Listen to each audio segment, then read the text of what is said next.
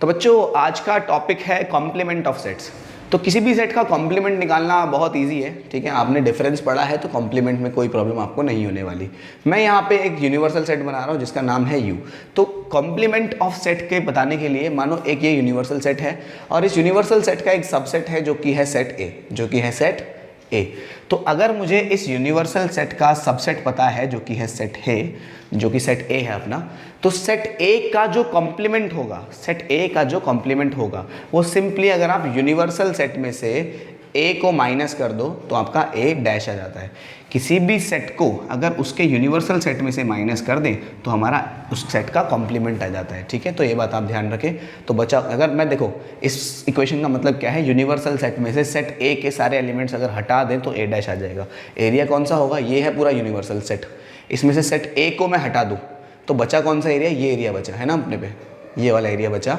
तो ये जो पूरा एरिया है जिसमें सेट ए को नहीं गिना जाएगा, इस पूरे एरिया को हम सिंपली क्या बोलते हैं, इस एरिया को जो भी शेडेड रीजन है इस एरिया को ए डैश बोलते हैं, जो कि होता है कॉम्प्लीमेंट ऑफ सेट, ठीक है। अब ये क्वेश्चन भी लिखना कि यूनिवर्सल सेट में से अगर मैं ए को माइनस कर दूं, इस सेट को रिमूव कर दूं, तो जो ए डैश आ जाता है। बेसिकली यूनिवर्सल सेट और गिवन सेट का जो डिफरेंस होता है is also known as complement of sets, ठीक है। अब इस पर कुछ क्वेश्चन ले लेते हैं।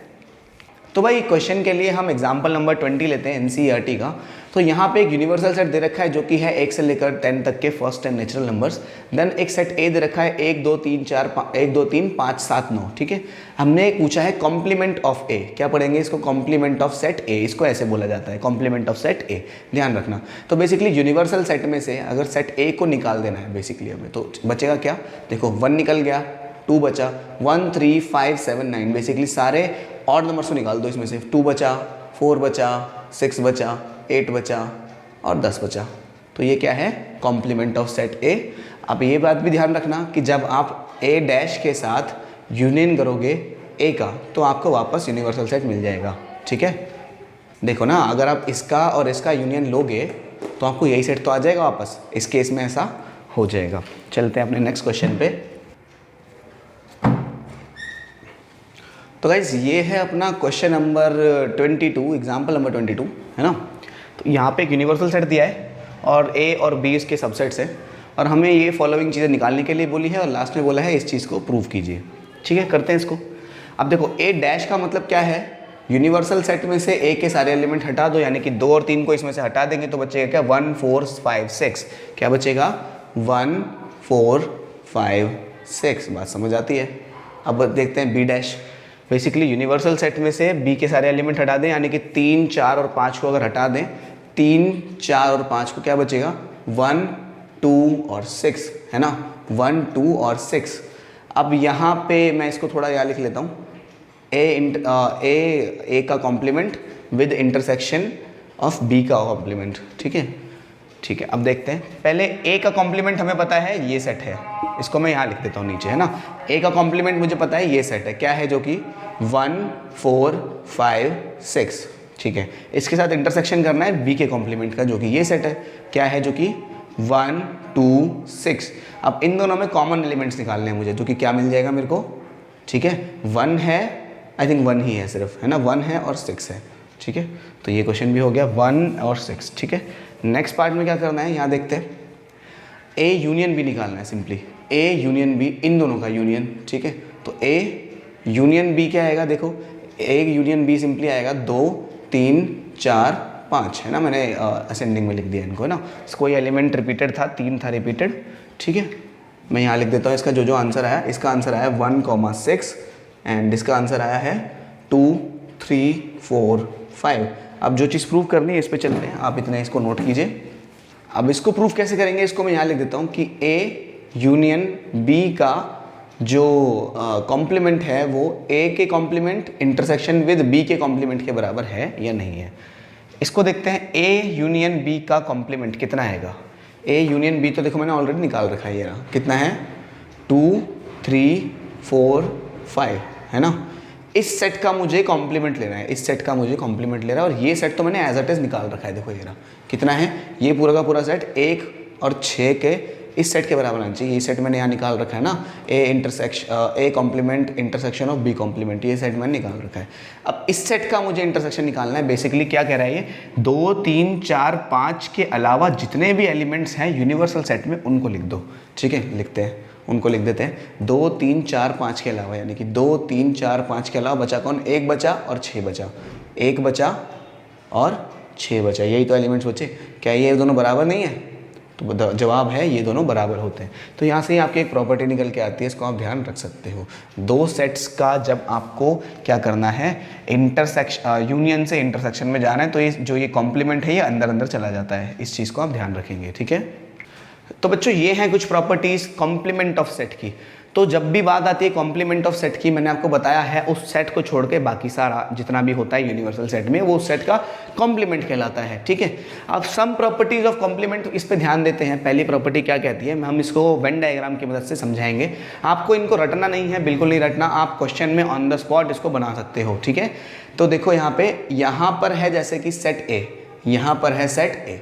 सेट ए में कौन सा एरिया आएगा, सेट ए का मुझे यूनियन करना है ए डैश के साथ। ए डैश यानी कि मैं बार बार ए डैश बोलूँगा, क्यों, क्योंकि complement of A is such a long word, long line to be precise, but मैं इसको ए डैश बोल दूंगा छोटा रखने के लिए। तो ये है हमारा सेट ए, ये एरिया है सेट ए का, और ये एरिया है, मानो छोटा बना दिया मैंने, मानो वही है। ठीक है, ये एरिया है कौन सा, ए डैश का, है ना। मैं इसको अब इस एरिया को बचे हुए सारे एरिया से मिला दोगे। बेसिकली मैं सेकंड फिगर को मिटा देता हूँ, आप कंफ्यूज हो जाओगे। ठीक है, सेकंड फिगर की जब जरूरत पड़ेगी तब बनाएंगे उसको। तो ये है A, area of area lying under A, और ये एरिया है ए डैश। ये कौन सा एरिया है, ए डैश। तो इस एरिया को बाहर के एरिया से मिला दे तो पूरा यूनिवर्सल सेट ही बन गया ना, तो it will be a universal set. ठीक है, बात समझ आती है। नेक्स्ट पे चलते हैं।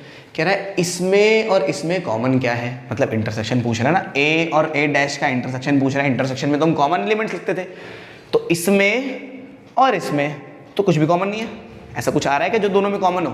भाई ए में ए का ये एरिया है यूनिवर्स, और ए डैश का एरिया ये वाला है। यहाँ से बेसिकली यूनिवर्सल में से इस सर्कल का कटआउट निकाल दो, तो वो जो तो ऐसा होल बचेगा बीच में, और ये एक कटआउट बचेगा, तो ये एरिया होता है ए डैश का। तो इन दोनों में कुछ कॉमन तो बचा ही नहीं।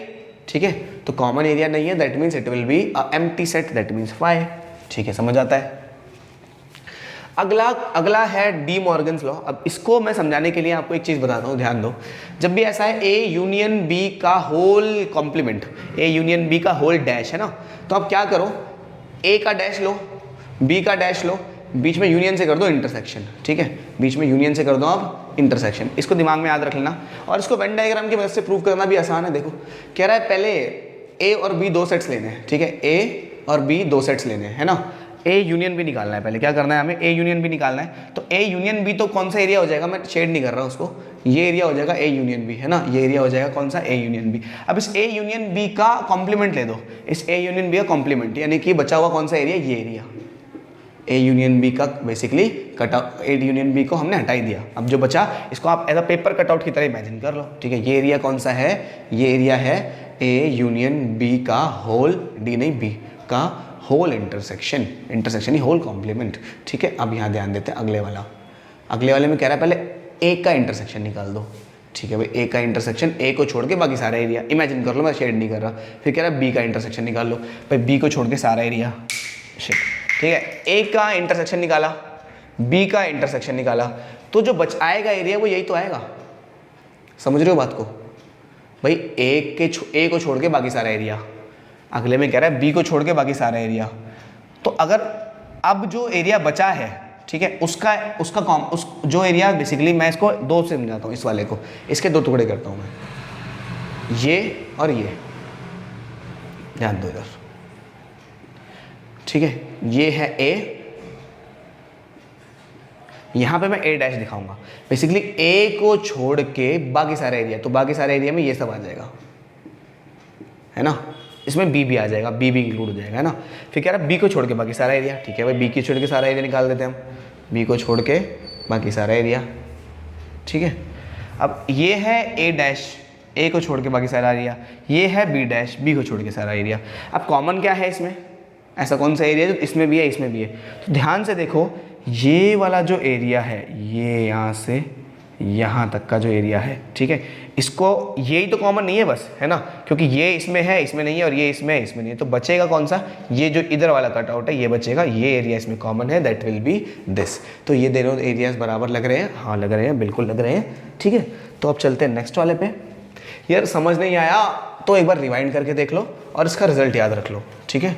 रिजल्ट याद रख लेना कि कैसे करते हैं, इस पे इसका कॉम्प्लीमेंट लगाते हैं, इस पे कॉम्प्लीमेंट लगाते हैं, यूनियन से इंटरसेक्शन करते हैं।